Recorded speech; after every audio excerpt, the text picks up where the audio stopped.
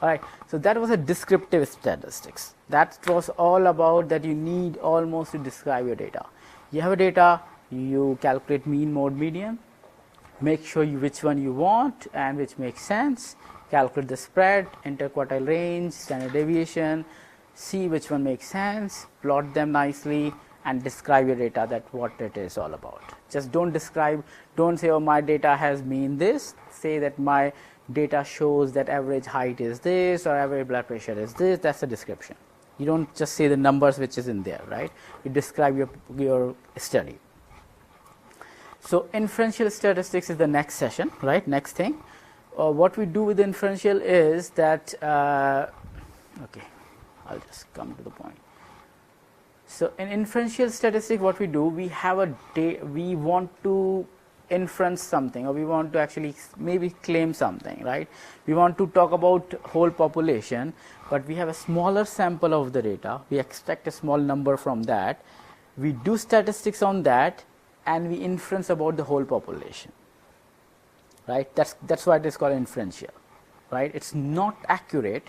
It's a guess. It's an estimation. But statistically, we are close to, we know how good it is. That's why we do.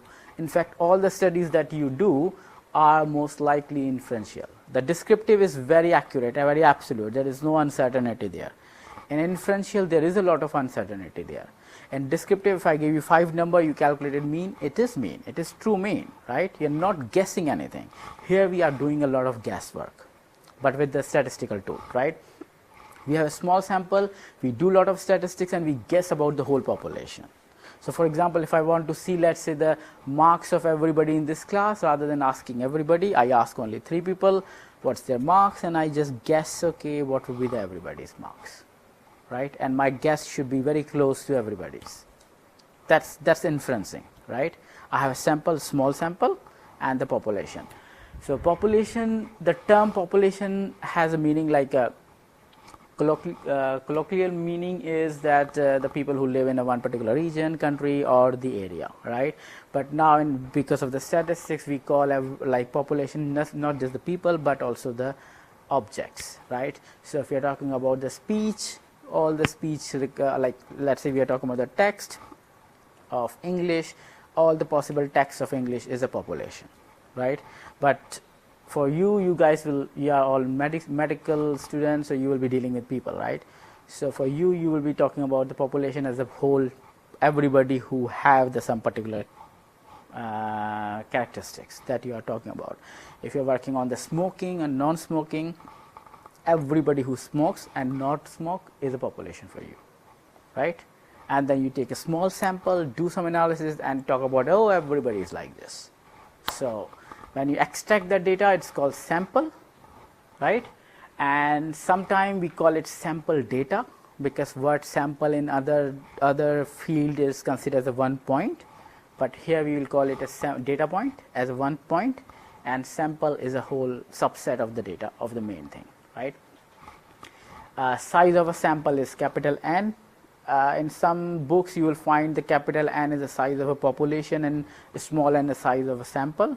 But if you are not talking about the size of the population, which most of the time you can't, so capital N, we use it for the small samples, right? Let's see the example. Example is, first example, average weight of individual in UK from age 20 to 24. That's what you want to find out. First thing is, like, okay, there are 3 million people age 20 to 24. If I want to find average weight, I can just ask every 3 million people and calculate the average. That is true average. That's my population, but I don't want to do that for 2-3 good reasons. One, I can't, because I need a lot of resources. Second, it's costly, right? So what I do, I randomly select 1,000, calculate the average weight of them, and think about the weight of population. Right? You got the idea of population and sample? Population is whole population that I want to know. I can't. So what I do, I extract a sample, I do the statistics, and I kind of guess this, what it is. Right? So out, I just take the 1000 and then calculate the average weight and think about the average weight of the population. That's an inferencing, right? Another example, average mark of the medical student in the first year at Imperial. What do you think, which is population and which is sample? What is the population for average marks of medical student in first year at Imperial? What is population? Every medical student in the Imperial, right? First year medical student at Imperial. That is population. Sample, what I can do for sampling? Randomly select few of them. That will be my sample. I just calculate their marks, take the average and guess the average of the entire first medical student, right? Average heart rate of the patient with the high blood pressure in UK. What is the population? Sorry? Did I write something wrong? No, high blood pressure. What did you say? What's the population? Patient in high blood pressure in UK. We are specifying little more, right? Because we can't go for entire world. So in UK, right? So all the patient in the UK with the high blood pressure are my population, right? What do I do for the sampling? Select few and then calculate average and talk about the average of the entire thing. Average height of Italian men. All Italian men is a population. You select few and that's your sample, right? Are there rules to choose the sample? If I want to choose a sample from population, yeah. Are there certain rules to choose so I will not be biased? Yes, exactly. So that's interesting question actually. I wrote it there, that how to take the sample, right? So there are two properties that sample, when you take the sample, that it should have. I would come to that, but let's talk about that. That's a good point. So sample should be representative.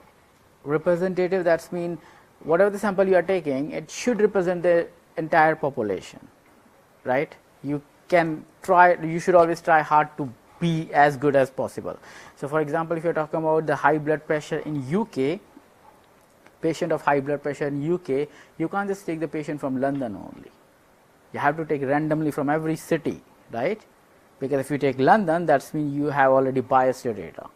So it's called the random sampling, and random sampling, the word random comes because we are choosing randomly, and randomly you choose everywhere so that you have a good representation, right?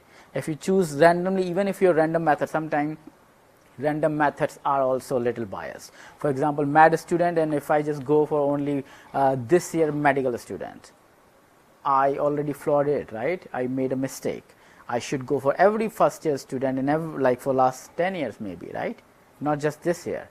So when you do the random sampling, be careful that how much random, like your randomness is justified to represent the whole population.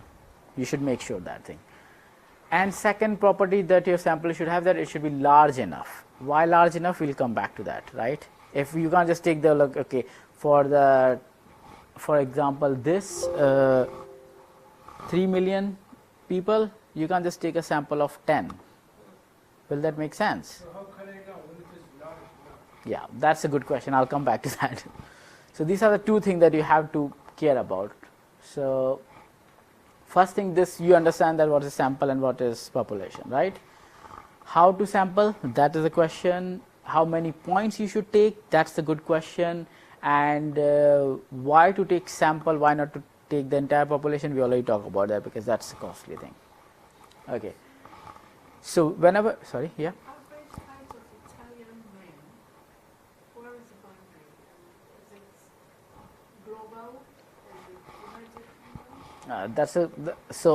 Kingdom? This statement is half, right? I should say something about that. Am I talking about the entire world, or I'm talking about just in the UK or in Italy actually, right? So if I'm not saying by default, I'm not specifying anything by default, it's entire world. If I'm not saying anything, right?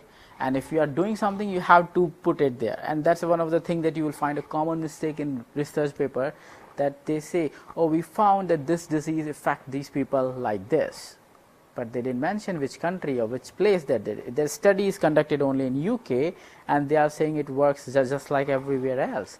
So when they don't say, they try to impose.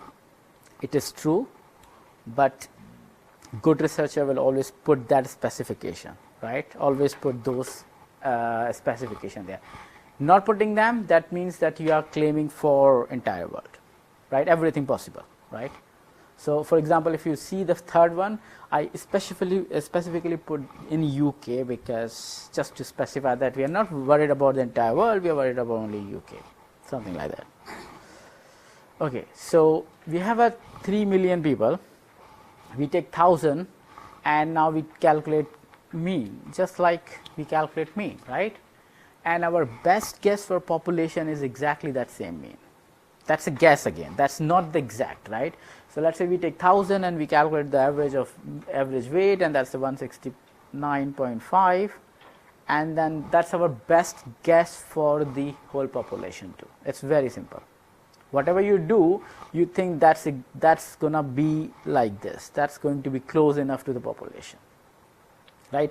But that's not all about, right? You are not true, like you can't be completely true. It's not going to be exactly same. So you have to talk about how good is your guess, right? That's your best guess. That's the best thing you can do. 1,000 people, take the average. You say, like for 3 students, I take the average of marks, and I think that's the average of everybody, right? But you have to talk about how good is the guess, right? So we talk about 2 other things with this always. It's called the standard error and the confidence interval.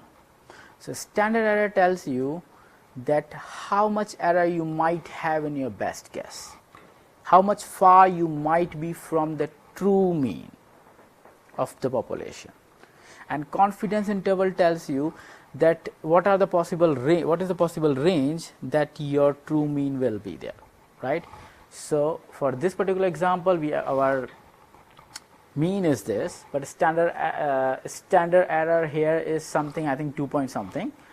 So we go for this, that okay, from here to 2 point here, and here might be the error, that's my error, right?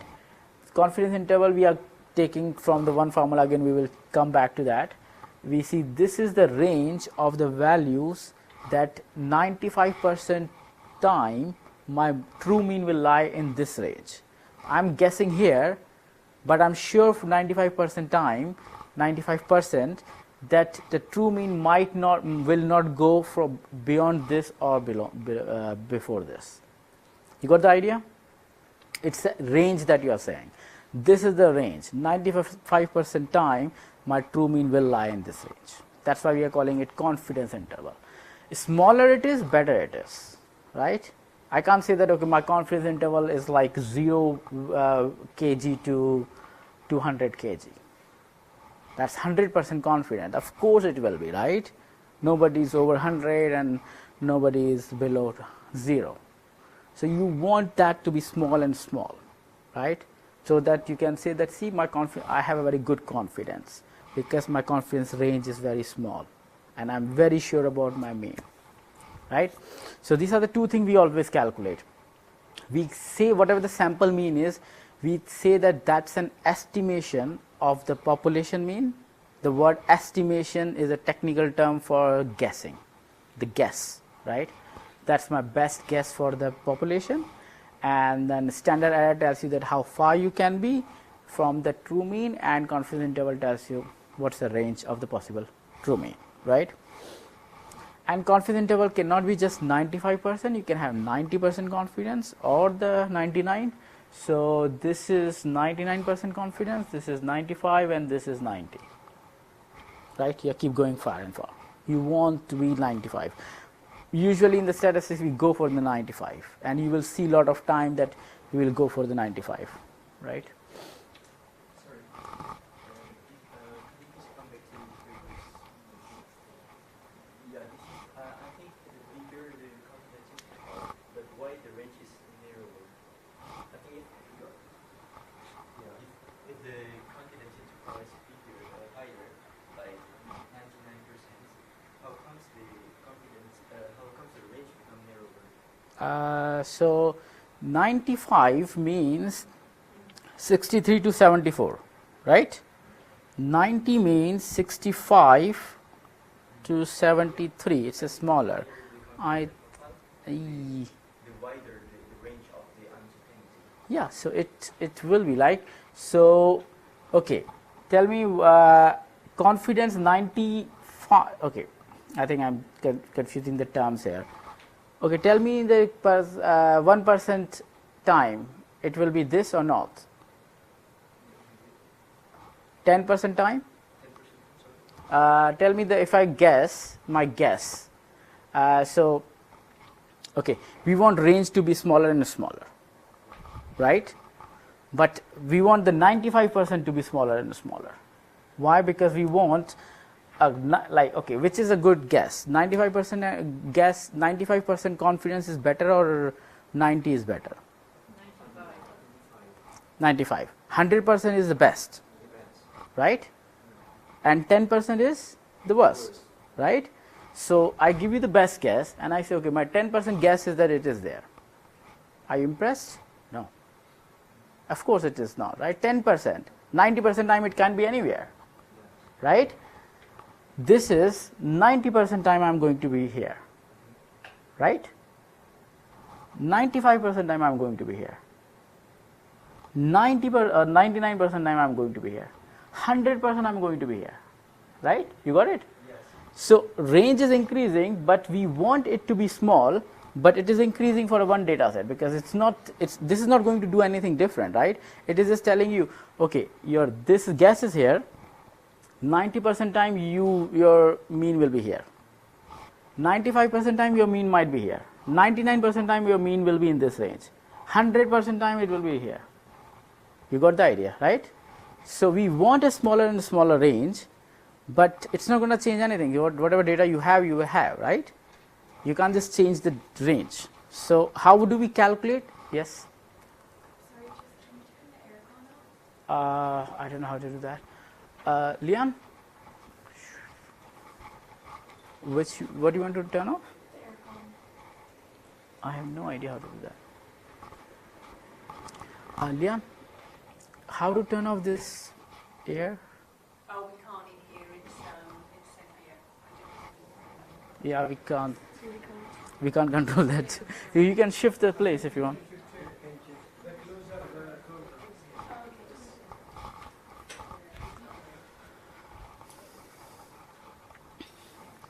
All right, so I think we have one more hour. Do you want to take a break or break? Okay, yeah, we can take a 5 minutes break. Yeah, from somebody. All right, let's see.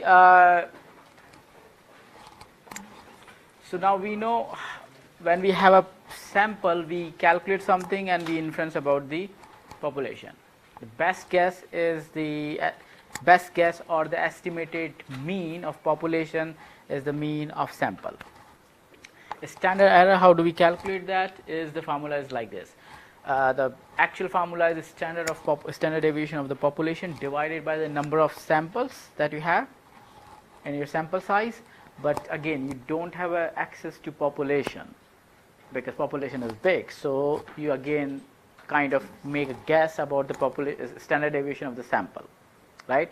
So simply standard error is the standard deviation of sample divided by square root of number of samples you have, right? So with this formula, you can already see higher the number of samples you have, lower the standard error is, right? Which means and 95% confidence interval is the sample mean plus minus 1.96 times standard error. The smaller the error is, the smaller the range is of the confidence interval and better it is. And to make the error smaller, there are two things. Either the standard deviation of the sample should be lower, which you don't have any control, but either you take more number of samples, which you can control, right? So there is a effect of the samples, number of samples on the standard confidence interval, which I think I'll be covering later. But this is how we calculate it, right? And there's a difference between standard deviation and standard error. So do not confuse them. Standard deviation is spread and variability of the data. We are not talking about the population here. This is a descriptive statistics. And standard error is telling you something about the population, right? Which is actually the calculation wise, it's very simple. You just divide it by the one number, but you are inferencing about the population then, right? So they are not exactly the same thing. May I ask, how come the standard error determine the accuracy of the estimation of population if the formula doesn't contain anything about population, doesn't contain any attributes of the population? Yeah, that's a good question, right?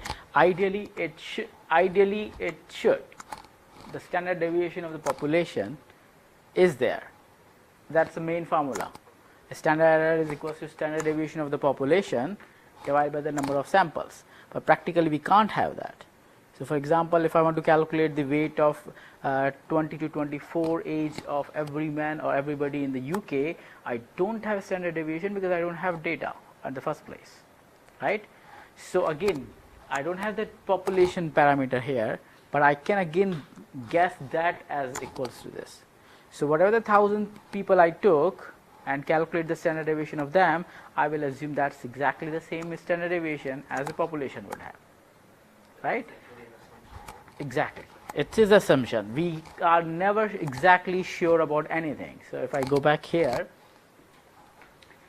we want to inference something about 3 million people. And we have only 1,000.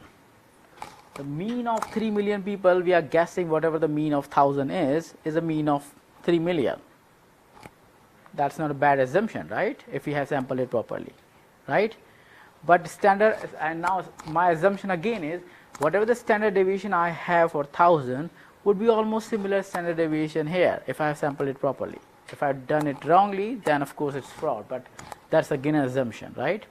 And standard error tells me the higher the number of sample I have, my standard error will be lower and lower, which will say that you are almost same. If I go to like let's say 2 million, my standard error will be very low. That's mean the mean of 2 million will be very, very close to mean of 3 million, right? Because n square of 2 million is going to be a very high number. So I will have a very small confidence interval, like small range for the confidence interval. I'll be more sure about it. It's again a guess. You can't be for sure completely right, but that's a good estimation that you can have, right? Okay, so there's a difference between standard deviation and error, right? And this was a question that you already asked, that can it go wrong, which you're exactly saying, right? That how can we be sure that is it right or not? It can go wrong, of course. The two things that you can make sure, like two things you can do to make sure it doesn't go wrong. One, your data sample is representative. You don't take a like by accident or by choice a sample, like a biased sample. And you should have a large enough number. So for example, for 3 million people, if I want to guess the average weight of 3 million people, and if I just take the one sample, it's a one sample, right? I took I get a weight of that and I say, oh, that's going to be the average of everybody. Is it right? It's very, very small. It's the smallest possible number that you can have. What about 2? Slightly better. 3, 10, right? 10, will 10 make sense? That 10 for 3 million? No, right? So you have to make sure that your number is good enough to represent that thing, right? Good question, that how do we make sure that what is a large enough, right? Large enough number. So there is a whole section on that how to calculate the sample size. And there is some parameter comes there that how much the variation in the population you have, how much the error you want to avoid, and there are a few other calculation around it to check that how many samples you need to have at least to have the good estimation. But that's a little complicated computation. We might cover it in the lab session, right? But that's in the slide somewhere, right? But we might cover in the lab session and might ignore it, because most of the time you don't have choice that how many samples you can take. Most of the time, as many as possible. Everybody will say as many as possible, right? and you don't have much of the choice most of the time. So it's okay. Sometimes to prove it that I have enough sample, you want to do that calculation, but most of the time you don't have any choice. But we will again see that calculation. This is again we are going to do in the lab, calculating sample mean, standard deviation, error and everything. This is the effect of a sample size on the confidence interval. So again, going for the same weight, sample mean, if we go for the 50 samples, mean is this, standard error is this, confidence interval is bigger, right?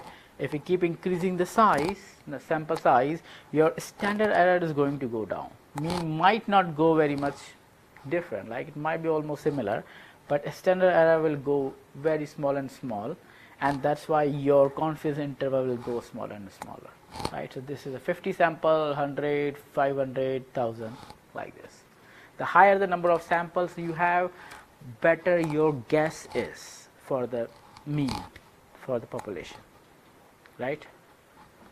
So that's one of the example. Another example for the height, same thing, 50 to 1000, your standard errors keep going down, and your confidence interval is range is keep going down, and 1000 is this. Your mean guess is the height is this, and 95% confidence that your true mean might be in this range, right? There are few demos to talk about. I'll just go here. Yeah. So how the effect of the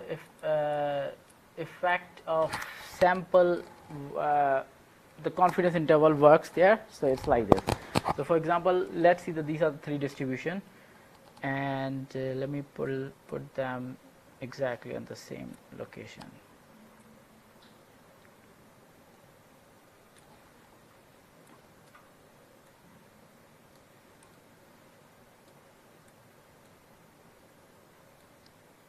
Okay, so you can see there are three distribution: blue, green and black. Okay, black has a standard deviation bigger, blue and green are still good, so let's make it little better.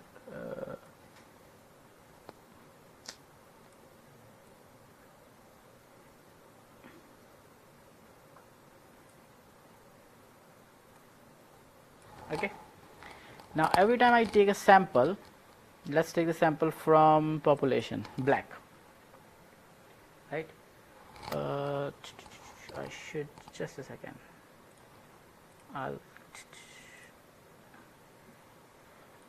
yeah, these are looking like a people, so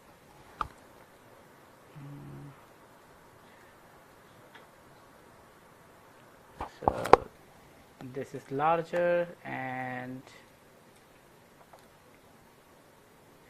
same mean, this,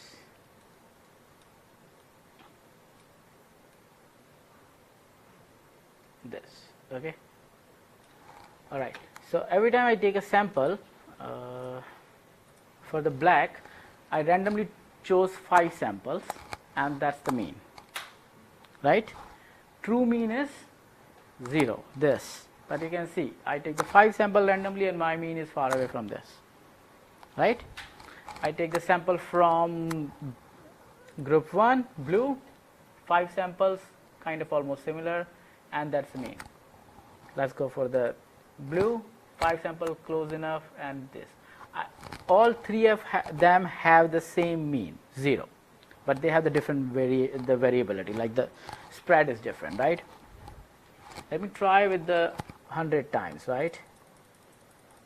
I keep doing it. If I do 100 times sampling of all the three things, you can see the black, the mean, the distribution of the mean of the mean.